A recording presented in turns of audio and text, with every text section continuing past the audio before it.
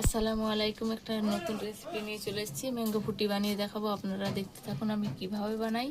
তার জন্য এই কটা আম নিয়েছি। তার জন্য একটা কাঁচা আম লাগবে, নাহলে ম্যাঙ্গো ফুটির স্বাদটা পাওয়া যাবে না। পুরো ম্যাঙ্গো ফুটি দোকানের মতন স্বাদ পাওয়া যাবে। একটা কাঁচা আম লাগবে, তবে হবে ম্যাঙ্গো ফুটিটা বানানো। আমি এবার দেখতে থাকুন আমি কিভাবে বানাই। এইভাবে ছুলে নিচ্ছি আমগুলা একে একে, দিয়ে ম্যাঙ্গো ফুটির জন্য বানাবো, তাই ছুলে রেখে দিচ্ছি জামে। গুলা জোর পেকে গেছে, ওই জন্য এইভাবে চেঁচে নেব, দিয়ে আমের পালকটা বের করে নেবো, তবে হবে খুব সুন্দর। এইভাবে করে নিচ্ছি, বের করে নিচ্ছি আমটা এমনি করে। আমটা কাঁচা আমটা এইভাবে ছোট ছোট করে কেটে নেব, দিয়ে দিয়ে দেবো, তবে দোকানের মতন পুরো ম্যাঙ্গো জুসটা তৈরি হবে। ম্যাঙ্গো ফুটিটা এইভাবে কেটে নিচ্ছি ছোট ছোট করে। ম্যাঙ্গো ফুটিটা বানানোর জন্য কড়াই বসিয়ে দিলাম, যে আমটার পালকটা বের করে রেখেছিলাম ওইটা দিয়ে দিচ্ছি। এটা জোর পেকে গেছিলো আমটা, অনেক পাকা, ওই জন্য হচ্ছে বের করে নিয়েছি আমের পালকটা। এইভাবে পানি দিয়ে বসিয়ে দিয়েছি। এই পানিটা ফেলা চলবে না, এটা রাখতে হবে।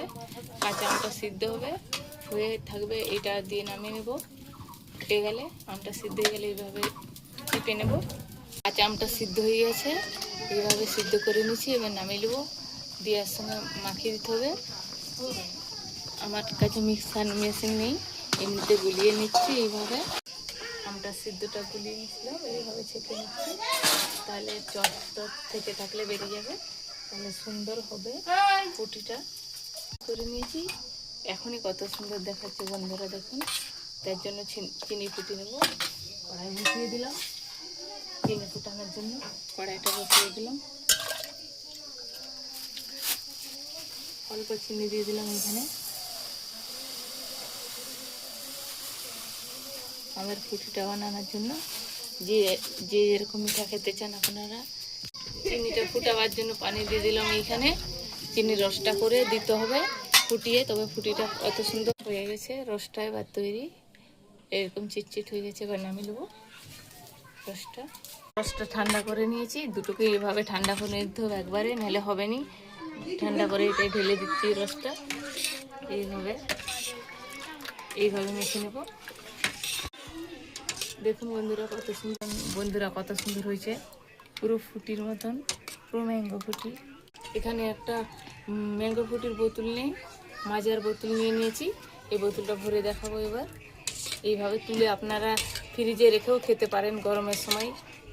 ছোট থেকে বড় সবাই পছন্দ করে এটা গরমের সময়। খুব সুন্দর হয়েছে পুরো, দেখুন বন্ধুরা, পুরো একবারে ফুটির মতন ম্যাঙ্গো ভরে নিচ্ছি। এবার এইভাবে ভরে নিয়েছি, পুরো দোকানের মতন হয়েছে, পুরো দোকানের মতন। এটা একটু খেয়ে দেখাচ্ছি, পুরো দোকানের মতন হয়েছে, একটু খেয়ে দেখে কেউ বুঝতেই পারবেনি এটা বাড়িতে বানানো হয়েছে না দোকানের। পুরো দোকানের মতনই হয়েছে।